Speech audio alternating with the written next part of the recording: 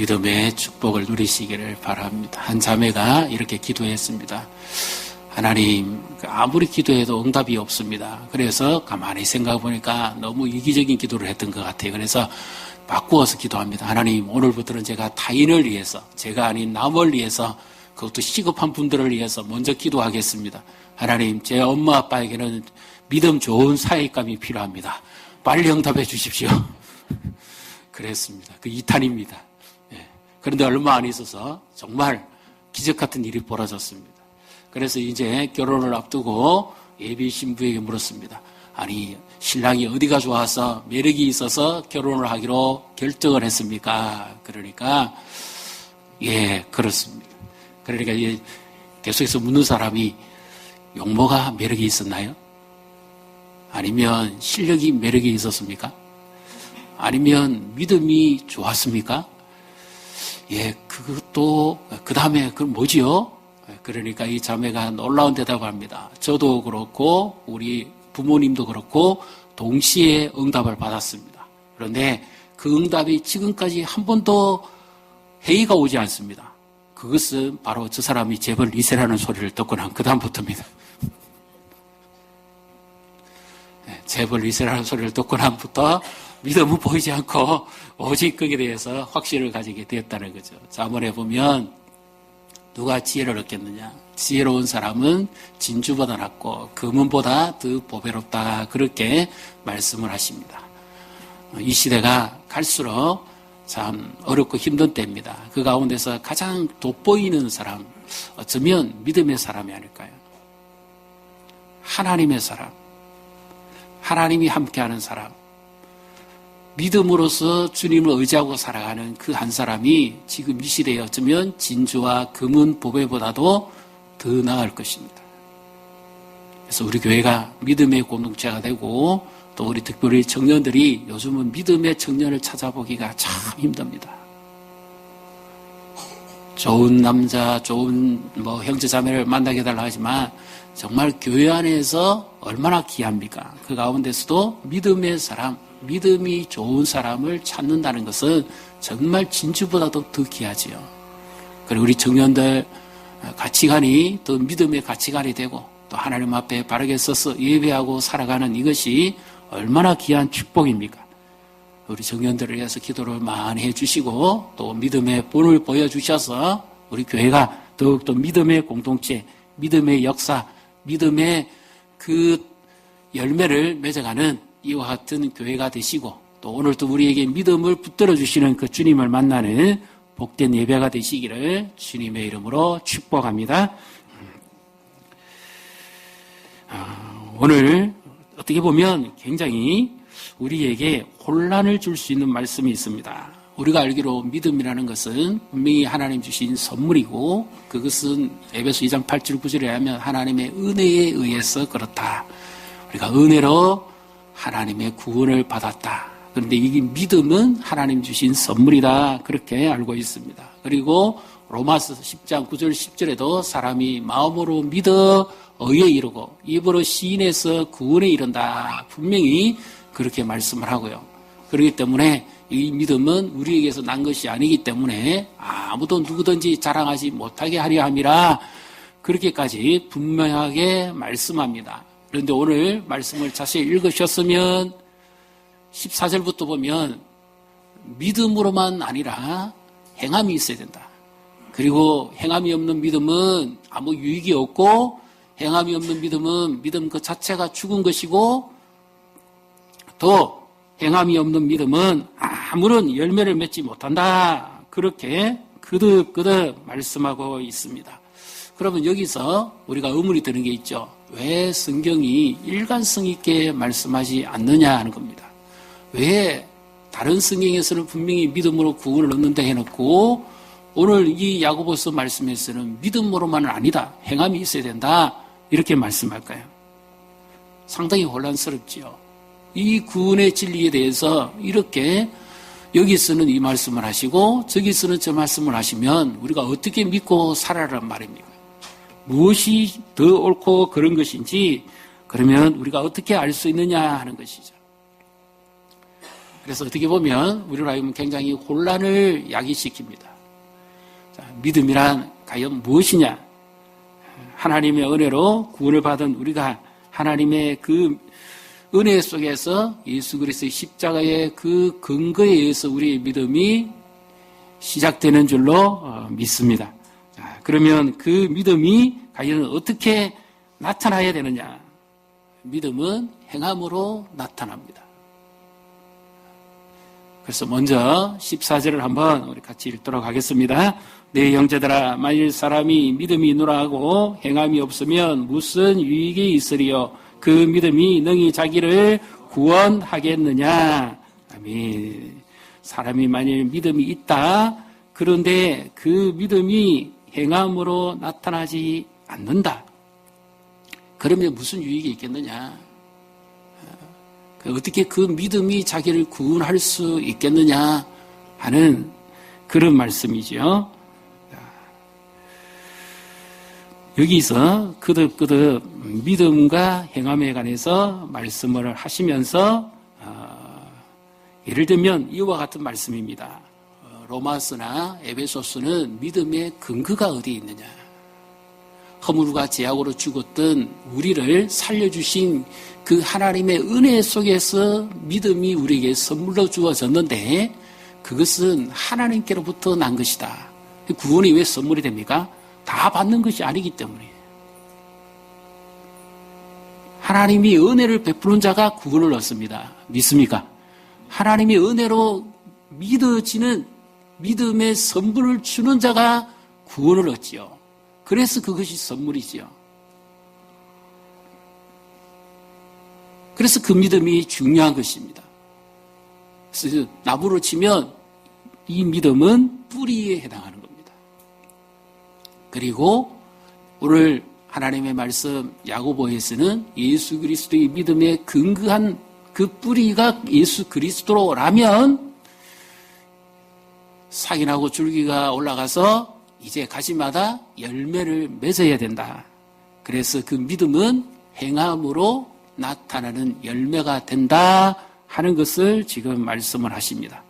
그렇기 때문에 사도 바울이 말했던 그런 성경에서의 믿음과 오늘 야고보서에서 말씀하는 행함이 있는 믿음은 다른 것이 아니라 같은 것을 상호 보완해 주는 거지요. 우리도 마찬가지 아닙니까? 저 사람이 믿음이 있다는데 과연 무엇을 보고 믿음이 있다는 겁니까? 그러면 1차적으로 그 믿음은 어디서부터 출발했느냐는 거죠. 사람에게서부터 나왔느냐? 아니면 하나님에게서부터 나왔느냐? 이것이 근거니 분명히 나와야 됩니다. 믿음이 좋다 하는 말은 무슨 말입니까? 이 뿌리가 분명하고 그리고 그의 삶 속에서 믿음의 열매가 나타난다 하는 것이죠. 그래서 믿음이 행함과 함께 한다 하는 것을 거듭 말씀을 하시면서 이렇게 아주 중요한 말씀을 합니다.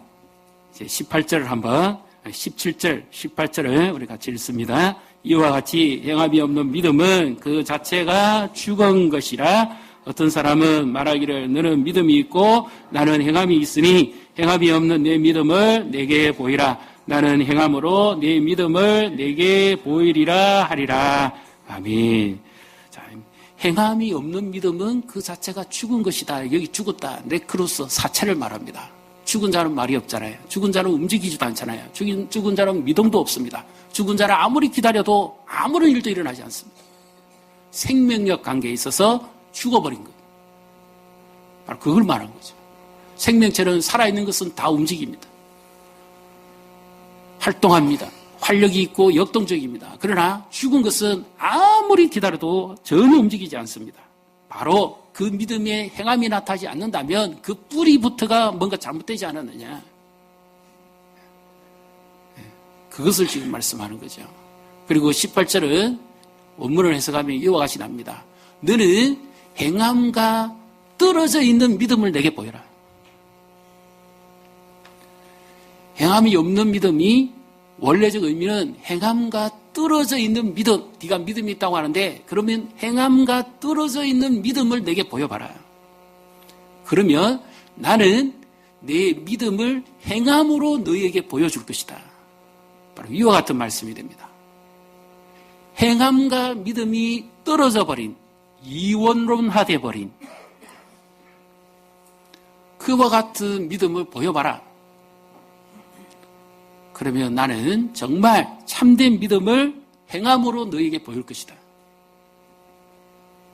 이와 같은 의미가 되는 거지요. 자, 그래서 왜 이렇게 믿음의 행함을 강조할까요? 우리 여기서 조금만 더 말씀을 깊이 들어가 보면 바로 이와 같은 부분을 우리가 알 수가 있습니다. 15절, 16절에 보면 이와 같은 말씀이 나오죠.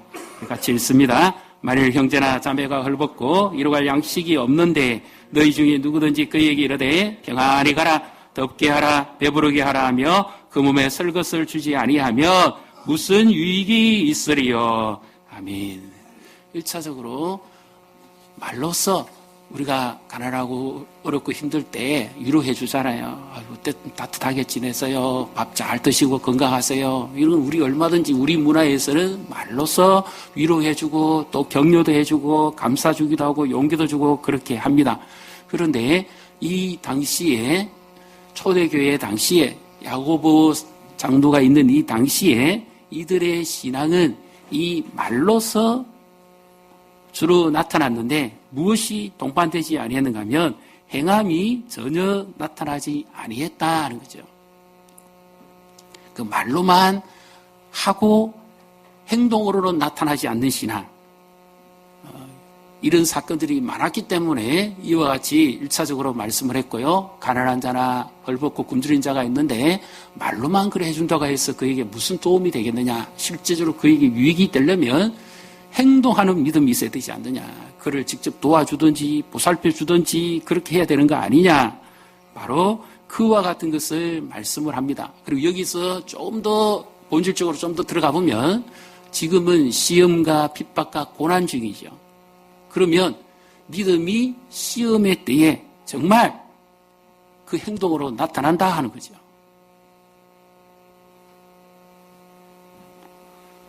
예를 들어서 집안에 며느리가 들어왔습니다. 잘 배웠고 준비가 잘 되었습니다. 그런데 같이 살아보면 처음에는 외적으로 보이는 것이 다 보였어요. 그런데 집안에 어려운 일이 생기고 여러 가지 우여곡절이 생기면 그 며느리에게서 무엇이 보일까요? 그 믿음이 나타나는 겁니다.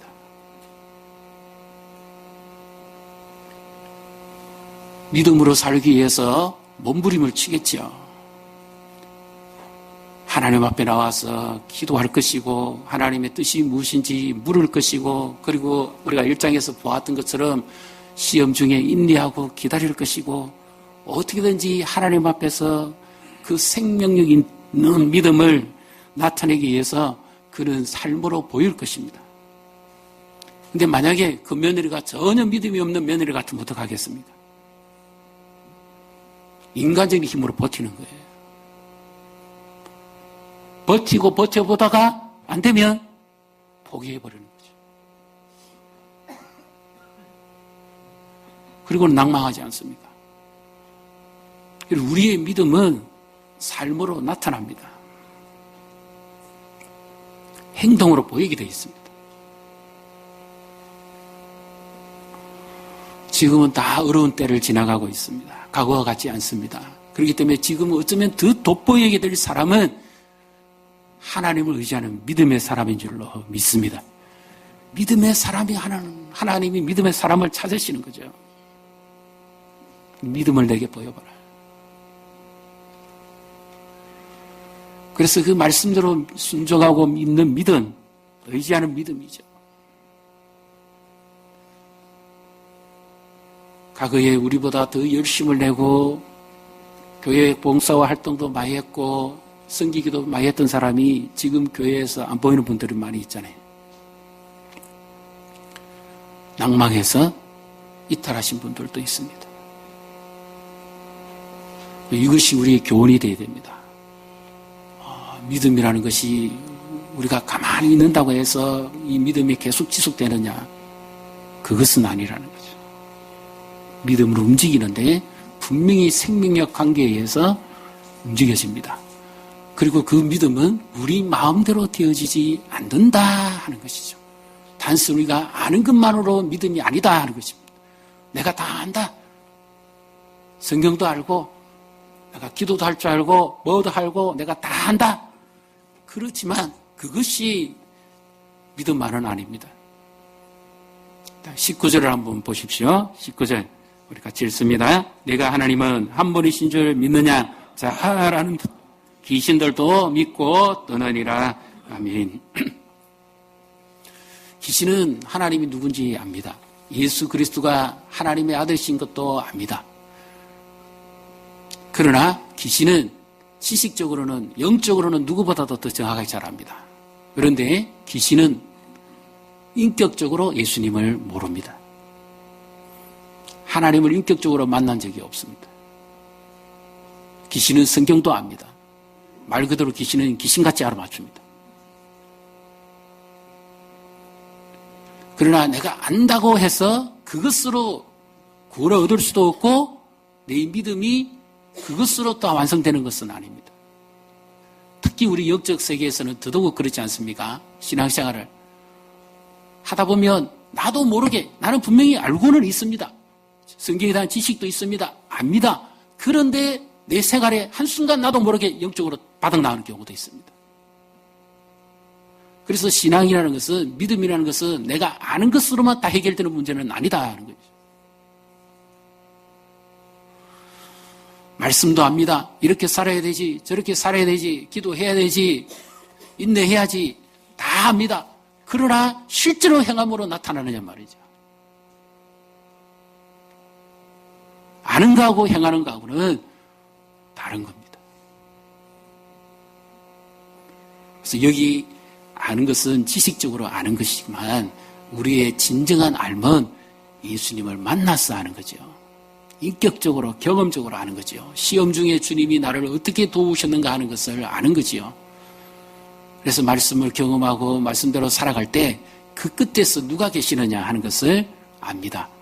아, 말씀으로 찾아오시 예수님이 나를 이렇게 이끌어 주신 거구나 하는 것을 비로소 압니다.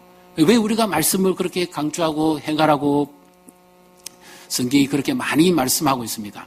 그 말씀을 붙잡고 사는 사람은 그 마지막 자리에서 예수님을 만나게 돼 있어요. 그분이 주신 믿음으로 내가 지금까지 따라온 겁니다, 사실은. 그런데 내 눈에는 예수님이 안 보이잖아요.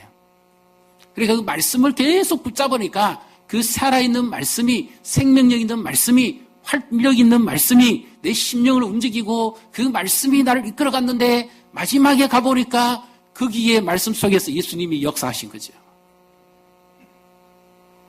그런데 이 귀신은 이런 역사를 경험 못 해본 겁니다. 예수님이 누군지는 더 정확하게 압니다. 심지어 자기를 심판할 자라는 것까지도 압니다. 그러나 이 귀신은 예수님과 아무런 생명력 있는 관계가 없습니다. 당신과 나와 무슨 상관이 있습니까? 아무 관계가 없지 않습니까? 관계없는 믿음이라는 거죠.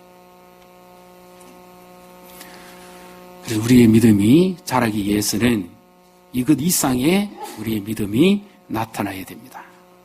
그래서 믿음과 그 믿음은 행위로 나타나게 되는데 그 참된 열매가 바로 이와 같은 것입니다. 고린도후서 2장 14절부터 16절에 보면 항상 우리를 그리스도의 냄새로 나타나게 하는데요. 어떤 자에게는 사망의 냄새를, 또 다른 사람에게는 생명의 냄새를 풍기게 한다. 그래서 우리는 그리스도의 향기다 하는 그런 말씀이 있습니다. 믿음은 품어서 나오는 거죠. 향기는 품으로 나오지 않습니까? 예수님의 발에 마리아가 향유를 부어들었습니다. 그 집안이 냄새로 완전히 가득 찼습니다. 냄새가 계속 뿜어져 나오는 거죠. 그리고 그 마을까지도 바람길에 막 다 날아가서 온 마을 전체가 냄새가 났을 겁니다. 예를 들면 참기름 깨 볶을 때 냄새가 얼마나 구수한 냄새가 막 납니까? 저 동네 밖에서부터 다 나지 않습니까? 예? 밥 냄새, 배고플 때 밥 냄새 맡으면 얼마나 좋습니까? 이런 냄새가 다 납니다. 그래서 생명력 있는 냄새, 살리는 냄새, 우리의 믿음도 마찬가지입니다. 우리가 믿음을, 정말 살아있는 믿음을 가지고 있다면 그 믿음은 이 살아있는 냄새와 같이 그리스도의 냄새를, 향기를 풍기는 거죠. 믿음이 향기가 막 납니다. 살아있기 때문에. 그리고 어떤 일을 추진하거나 교회에서도 마찬가지입니다. 믿음이 있는 사람은 그리스도의 향기가 나옵니다. 말로만 하는 것이 아니라 그의 삶 속에서 하나님 중심이 나타나고 말씀 중심이 그의 삶 속에서 나타나는 거죠. 그리고 어떤 일을 처리해 갈 때도 보면 분명히 그의 믿음이 그 속에서 보입니다. 그런데 믿음이 없는 사람은 사망의 냄새를 풍기는 거예요. 그럼차가 지나가 보십시오. 냄새가 얼마나 지독합니까?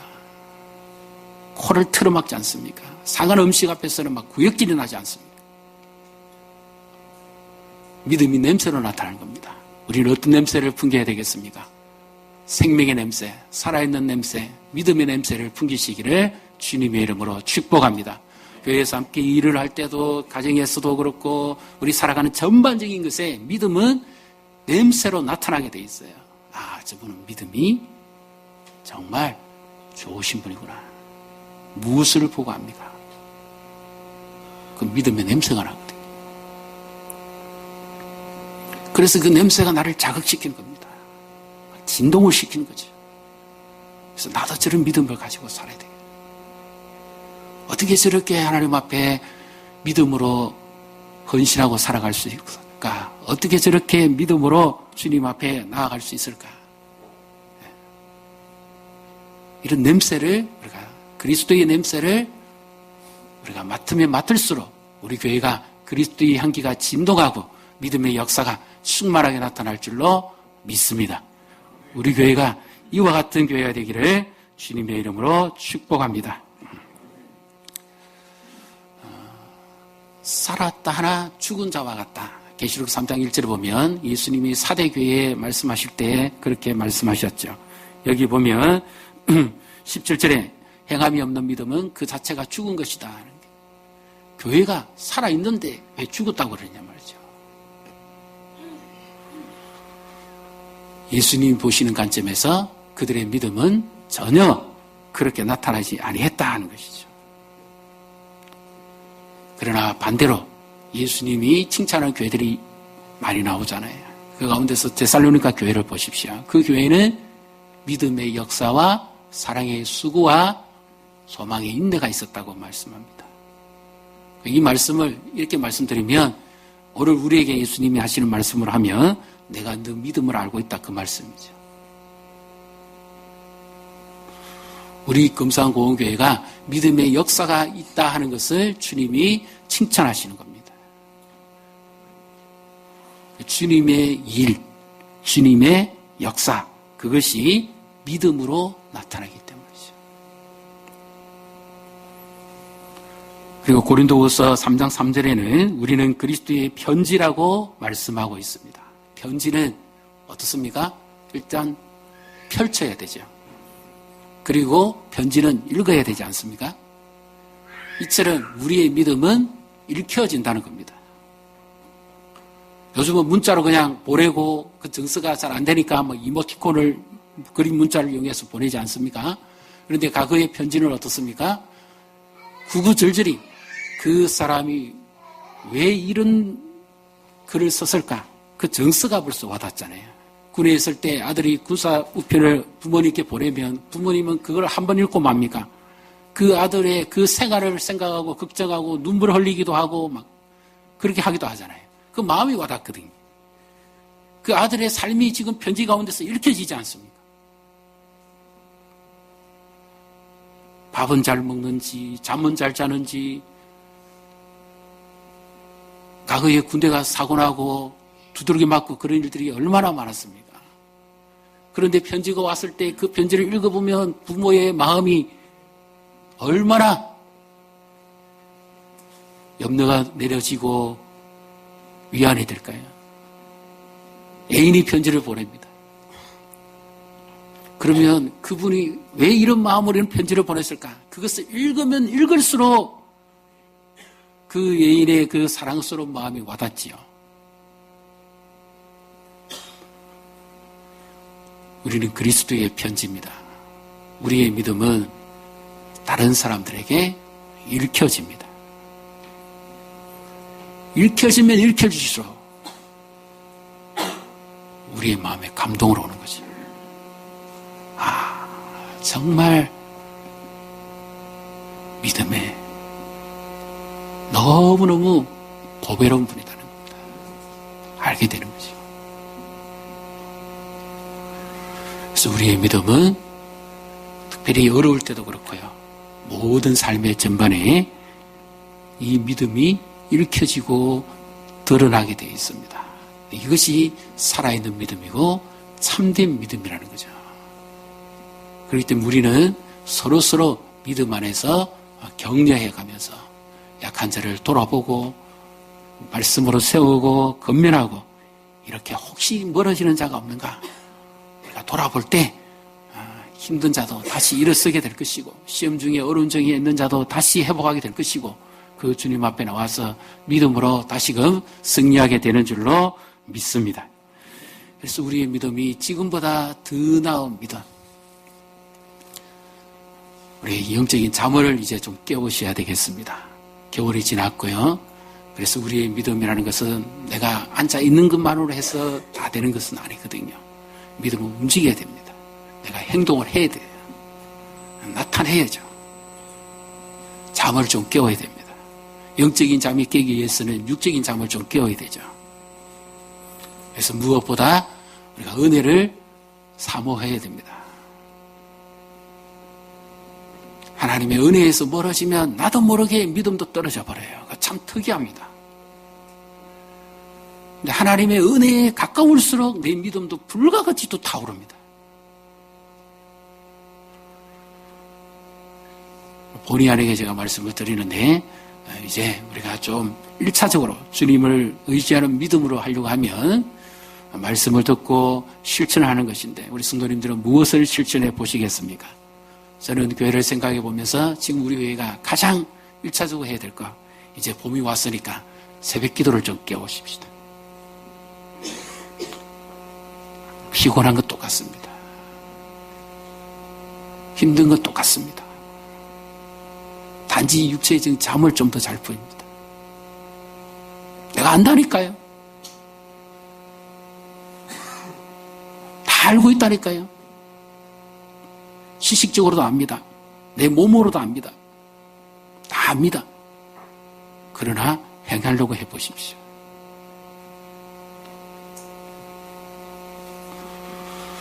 수요일 기도회에 오셔가지고 정 바쁘시면 수요일이라도 오셔서 기도하십시다. 이제 예수님의 고난 그리고 부활절이 있다고 그러는데요.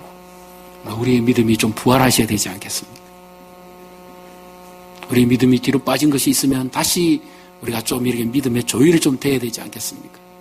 그래서 우리의 믿음이 이것으로 끝나버린다면, 내가 이것으로 만족해버린다면, 나 자신에게도 너무 손해가 아닐까요? 다른 것 다 잃어도요. 믿음만 회복하면 하나님이 책임지십니다. 믿습니까? 믿음만 깨워지면 돼요. 하나님 앞에 주님이 다 아시잖아요. 내가 네 다 안다고. 네 믿음을 다 안다고. 믿음의 역사를 다 알고 있다고. 힘든 건 똑같습니다. 그러나 믿음으로 깨우신 행동하는 믿음이죠. 그 속에서 주님이 우리 가운데 나타나시고 우리에게 말씀해 주심으로 우리의 믿음이 다시 움직이고 역사함으로써 하나님의 은혜가 우리 가운데 함께 하시기를 주님의 이름으로 축복합니다.